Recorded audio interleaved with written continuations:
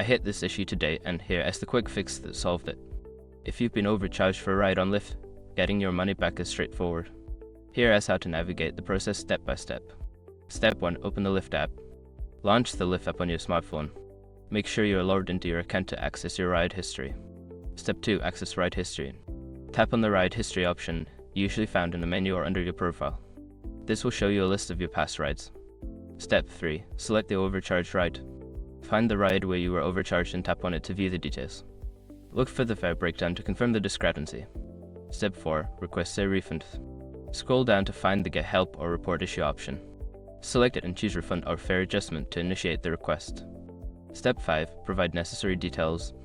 Before filing a refund or dispute, use the SROC.com link in the description to open the refund dispute deadline calculator and confirm your deadline.